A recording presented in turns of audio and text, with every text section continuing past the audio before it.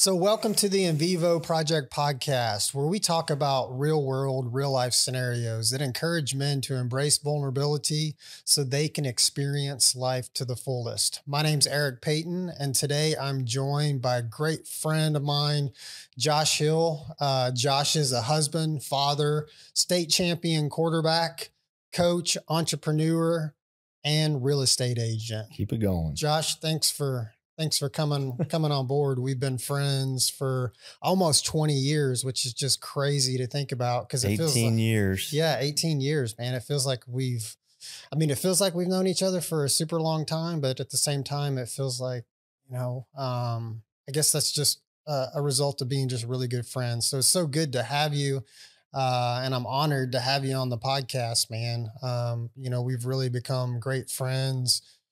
Even more so in the last, I would say, year or 2 years, actually, when you really started your journey. So I just wanted to jump right in and maybe talk about, you just celebrated 2 years of sobriety. And so just tell everybody about what that's been like for you. Man, it's been great, honestly. I mean, it's been a big relief, really. And a big accomplishment. Not easy by any means, but I think it's been rewarding in the sense of just the way my life has changed in the last 2 years. And the work that I've, put in has paid off. And like I said, it's not been easy, but it's been super rewarding and refreshing, to be honest. I love it. Yeah. Yeah. And you said it best. It's not an easy process. No, it's not. And just because you're sober now, I think a lot of times people think, oh, I'll get sober and all my problems will go away. But I think, what we find out real quick is that problems don't go away just because you get sober, but you get to deal with those problems in a different way. Yeah, no, 100%. I think, I was kind of talking about earlier when I got saved and I thought my life was just going to change and be good. And I never had to worry about any problems ever again. Right. And, kind of didn't turn out that way. And so getting sober, I knew that I was going to have to embark on a new journey and develop new ways to deal with the ups and downs of life because, it's easy to go back and to the old way of life because, I started using it 12 years old and developed that way of thinking. If I got a problem or I don't, I feel a certain way that I don't want to feel, it's instant change. And so, you really have to change up everything about your life and develop, whole new system, which takes time. And it's a long process. Because it's like your brain is rewiring to a whole new life, So. Yeah, that's a great point. You said you first started using when you were 12 years old and you got sober when you were 33. Yeah. So 36. So and 30 when I was 34. Yeah, 34. So, I mean, you bring up a great point. Like you are trying to unlearn and unlearn some unhealthy habits 100%. and relearn some healthy habits. Yeah. So for you, talk a little bit about like what brought you to the point. I mean, because that's a long time, 12 to 34. What was the point where you were like, okay, like I've got to get sober here. Like I can't keep living this way anymore. What was that point for you? Yeah. So really thinking back, I mean, when I say started using at 12, got sober at 34. I mean, there were bouts of years upon years of sobriety. Sure. Right. I mean, even when I got married in 2010, I was sober for, I don't know, probably 4 or 5 years. Yeah. And then when I kind of got back into that cycle, most of it was just from stress and not knowing how to deal with negative thoughts and fears that I was having. Of failure, not being the right husband, not being a good provider. I mean, the list goes on that guys deal with and fears. But this go around, I mean, the breaking point came I was married at this time for 11 years. I had two 3-year-old twins, an amazing wife. And it kind of just got to the point, and we had talked about this a little bit before my breaking point. My wife, Connie, she came to me in the house and gave me kind of an ultimatum, and basically said, if this is what you're going to do and this is the way you're going to live, then you can't do it here. And, the beautiful thing about that was at the time, I was a totally different person and super selfish and self-centered. So it kind of pissed me off that she would say that to me, obviously in my own house. But, I've told her this like a month ago of, how much I appreciate it now, because I knew that it took so much strength and courage to do that for me. And that's what she was doing. It was doing it for me. Yeah. And obviously for her safety and for our kids' safety, in the sense of just trying to keep the atmosphere of our house safe, I guess. And so that kind of put us in a tailspin of us separating for, I don't even remember how long it was, honestly. I'd say probably maybe 6 to 8 months. Yeah. So, I kind of went out on my own, jumped around different places, living, still had the gym at the time.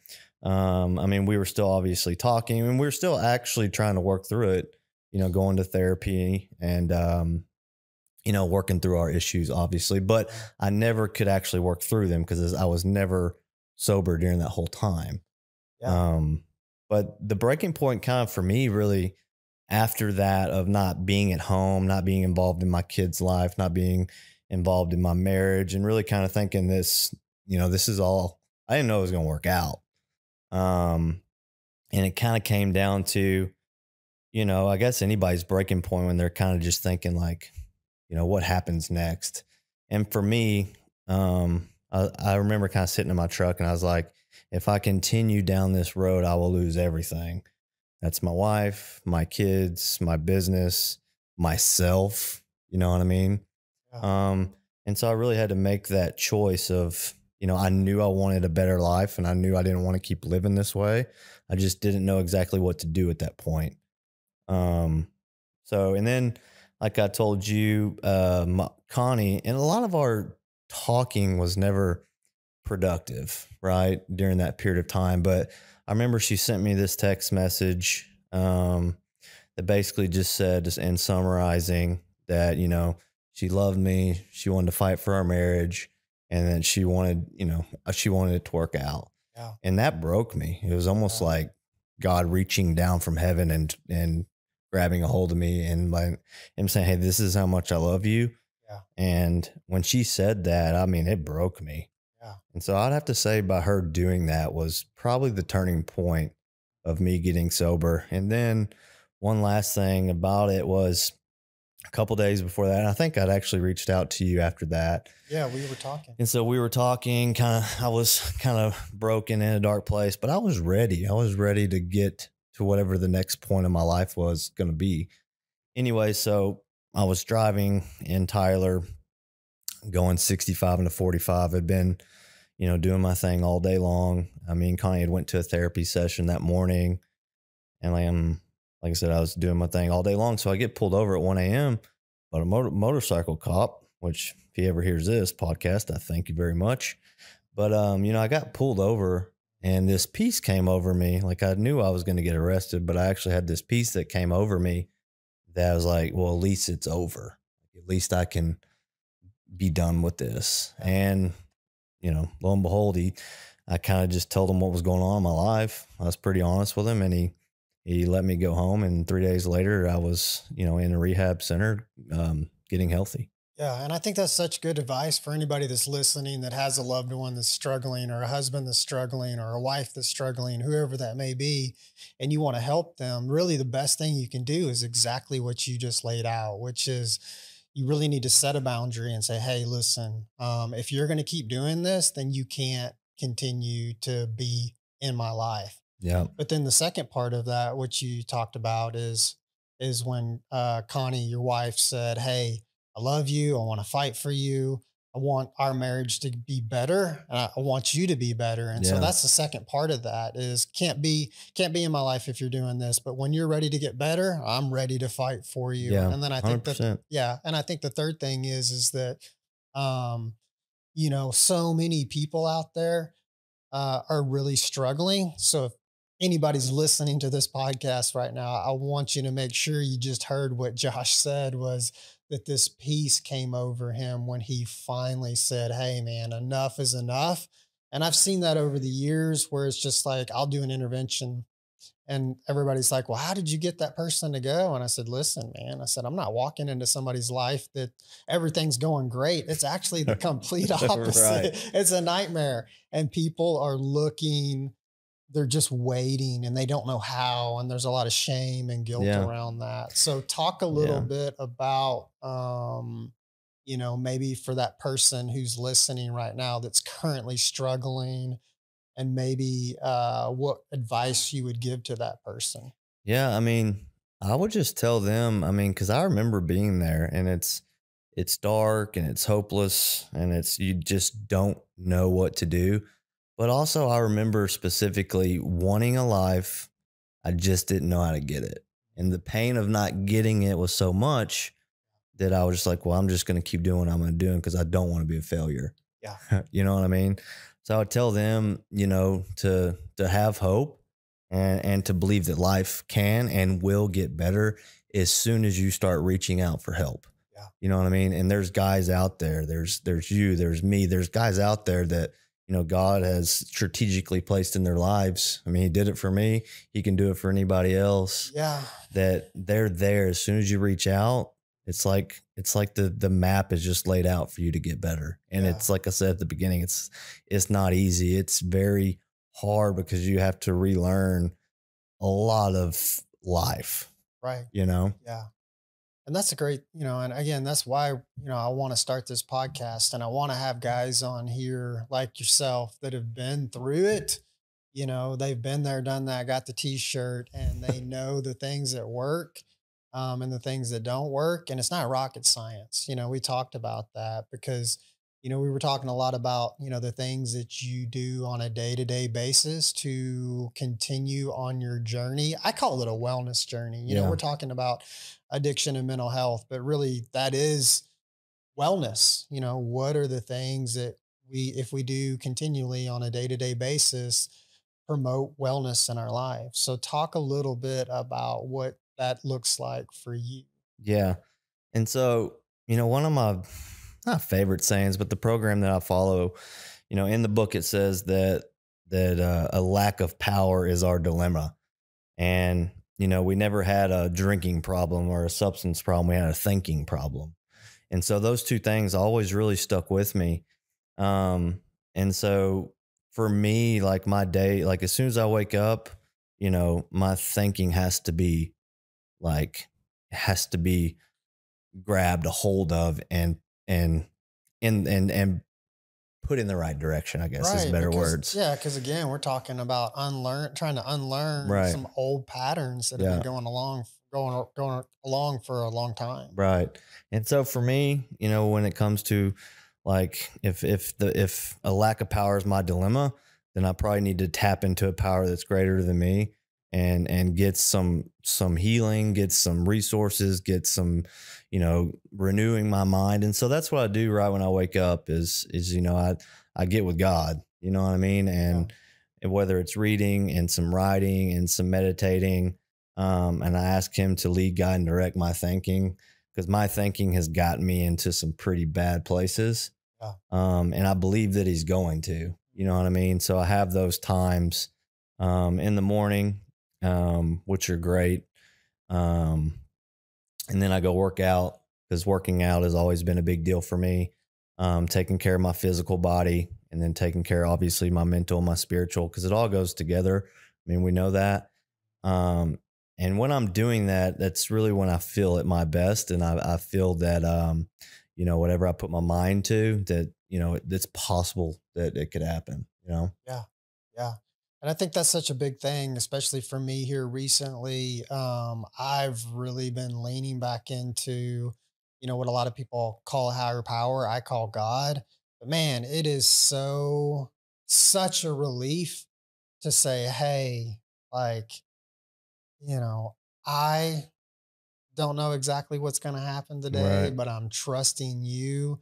and that takes that pressure off of you to have to, perform or do certain things in order Right. to get certain results. You're just literally, like you said, that exchange of power Yeah. from yourself to letting God deal with that Yeah. is it's a huge deal. And it's, Um, it's a relief because, playing sports, being performance based, like when it comes to like success, we want to think that look what I did. You know what I mean? And I lived a lot of my life like that because I wanted that recognition, right?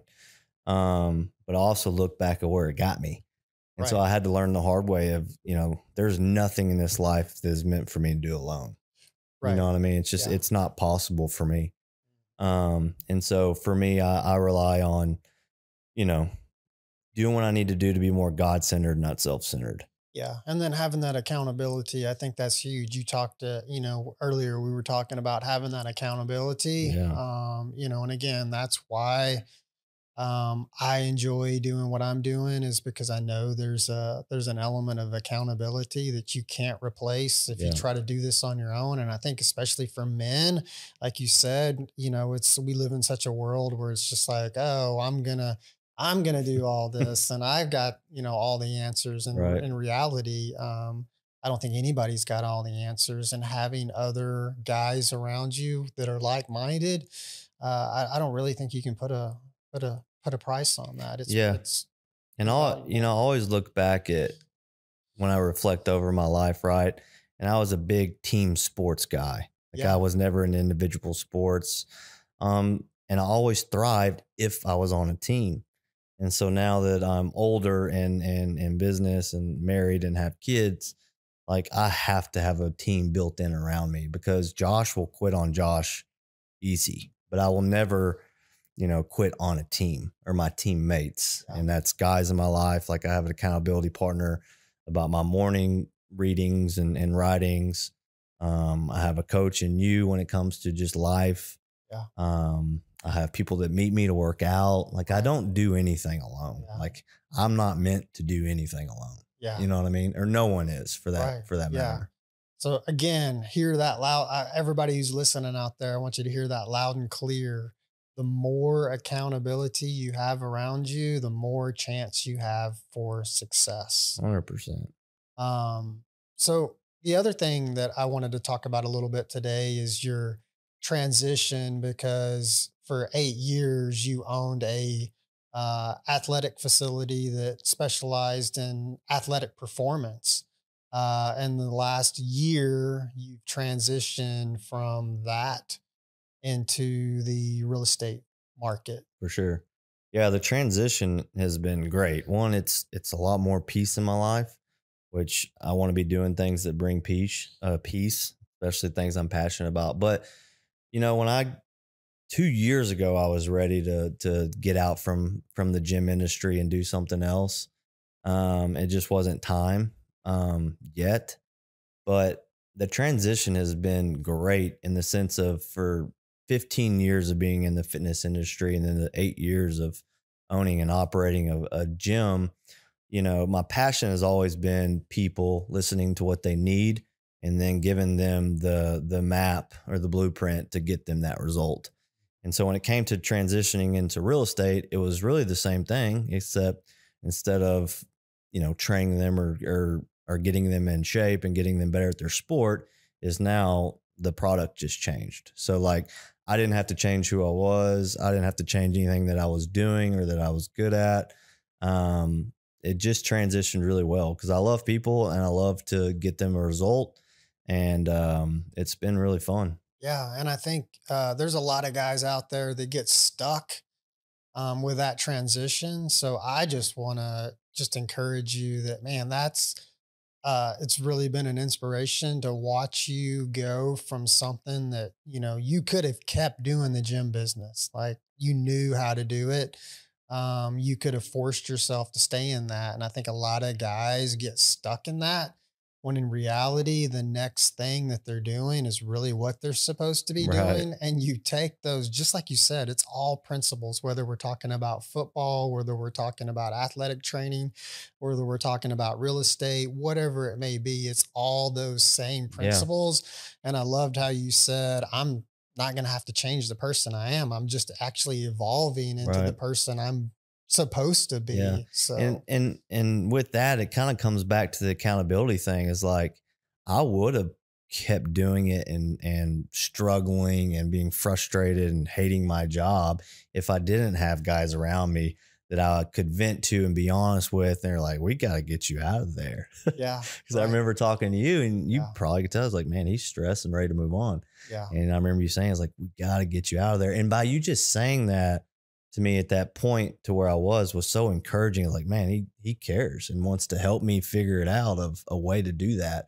And you were there and kind of coached me through some things. And so were some other men. But that's what I'm trying to say is like, I would have probably still be doing it today if I didn't have a team of guys around me that gave me um, plans and ideas of how to get out of it and move on to the next thing. yeah. I just like while you were talking, I just kind of envisioned it's like almost like a lot of times in life you're stuck in this box or this room, and you don't really know where the door is. Yeah. But having somebody to come along and say, "Hey, here's the door right over here. I'm going to open it up for you. I'm going to be your biggest fan because I believed in you, man. I've always believed in you. I mean, you've inspired me as a teenager when you were the state championship quarterback, man. That is something that I think, we were joking or you were joking earlier that I ride that. I'm going to ride that thing out for as long as I can. But I Oh, think yeah. that's in your DNA. That's in your DNA, right? Oh, anytime I hear anybody Yeah, say anything about state championship quarterback and team, I'm like, yep, that's right. yeah, One and only. yeah, absolutely, man. Because again, those skills that you learned in high school and as you were growing up, we're talking about that, the persistence piece. Yeah. And I think, we both have that in common. We may not be the smartest or the best athlete, although you're much more athletic than I was. But my point Never is saw you play. So, yeah, all right, that was a long time ago. But the persistence piece, man. yeah, it's huge. Anybody that's listening, the persistence of finding out the key things that you need to do on a consistent basis, and if you do those things, I do believe that you can do just about anything you set your mind to. Yeah. And if even if it doesn't work out exactly the way you think it's going to work out, a lot of times it works out better than what you even imagined it was A going to work hundred, out as. 100%. And that's why, I mean, when you look back at my football career, I was actually an undersized quarterback, and I knew that. And I was pretty athletic, but I worked really hard in the gym Yeah. to get better and stronger and faster. But I also worked really hard to know all the plays, what everybody was doing. And I couldn't just look at it and then say, I remember, great. I had to be very persistent and consistent of scanning those plays all the time, going through them in my head and being persistent with it. And I bring that into my life to today. Like even when I got into real estate and getting my license, it's like I always thought myself as a bad student just because I didn't like school. Right. Well, that didn't mean I was a bad student. I just wasn't interested. But when it came to real estate, I actually was like, wow, I'm pretty decently a good student because when I knew I wanted to do something, I was able to get my license in 6 weeks and working for a brokerage in 8 weeks because it's just what I wanted to do. Yeah. And I studied hard. So I was like, you can really do that with anything else in your life Yeah. if you just put your mind to it and have the things in place to make you be successful. 100%. So where you're at in your recovery right now, what would you say maybe the biggest thing that you're currently working on? Yeah, and that's the thing I've had to realize about recovery too is there's no end result. Like it's gonna be for the rest of my life, right? So but there's always these points that I'm at kind of in my sobriety and in my recovery. I think right now it's I guess the best way to put it, like I told you earlier, is like mastering myself. Like I'm becoming more aware of what I'm weak in, what I'm strong in. And a lot of that it comes with just changing the way I think. And that's why, spending that time with God in the morning is important to me because by doing that, my mind starts to change. I don't have as much fear. I don't have as much anxiety. And I believe things, even if I'm in a bad spot or a bad place, I still believe and have faith that it's going to get better. Yeah. You know what I mean? So that's what I'm working on right now is kind of mastering myself in the sense of my physical and working out and trying to stay in good shape. Um, Definitely my mental, my spiritual, which comes, at those times in the morning of putting pen to paper and writing out what's going on, where's my head at today, and just putting it all out there. You know what I mean? Like I told you, that scripture that I loved is John 6:37. It says, "Whoever comes to me, I will not cast out." Yeah. And sometimes I think God's probably so tired of me talking to him about this, Right. and he's so on and so forth. But I don't know. He's never like that. He's always there, and he always wants us to come no Yeah. matter what we're worried about or have fears and anxieties about. He's always there to help. You know what I mean? I've had to realize that because, like I was telling you earlier, you get a friend that's just always bugging you about this same problem, but he's not willing to change. Well, God's not like that. You Right. know what I mean? Which is kind of cool, and refreshing because he's there to lend a helping hand. We just got to be willing to do it. Yeah, and that's another good point. Like you said that you're doing that in the morning time. How long are you spending doing that? And I'm going somewhere with Yeah. this. So maybe 20 minutes. Yeah. Like I'm not sitting there for an hour, 2 hours and getting lost in the vibrations of the world. And, Right. when I do meditate, because I do meditate too, I do it in the sauna, Yeah. after I work out. So it's nothing perfect and it's not this big ordeal, but it works for me. And I think that's what people have to find is like, what works for me? Is it 5 minutes? Is it 10 minutes? Doesn't matter. Yeah. You know what I mean? As long as you're doing it and being consciously aware of continuing doing it throughout your day. Right, because when you, if I remember right, when you're the guy that you're working with, he told you about starting this process, and Yeah. what did you tell him? And I was like, yeah, maybe I'll do 2 days a week. Right. And I'm in it. I was like, Yeah. that's a big commitment because I know me. And if I commit to 5 days and only do two, then I'm gonna feel like a failure and I'm not good enough because that's the way my mind works. And so I set out to just do 2 days a week. I was like, I can do 2 days a week. And now it's turned into, no less than probably 5 days a week. Yeah, but I think that's a good point because I think and me especially, like a lot of times I'll be like, well, if I'm not gonna do it like every single day, and I'm Exactly. not gonna commit to this, and what I usually find with that is there's a burnout point. Mm-hmm. But I think, specifically whether it's, trying to eat better, trying to work out, trying to do what you're doing, which is tune into your thoughts and see what you're thinking, and then also putting some good stuff back in. Yeah. If you can commit to just a couple of days in the beginning and then build on that Yeah. progress. And that's what he told me, when I was talking to him about it. And he's like, I may do 30, 45 minutes now. He said, but when I started, and Yeah. we're talking like 15, 20 years ago, he said, when I started, I was maybe doing 5 minutes Yeah. one day a week. Then it went to Right. 2 days a week.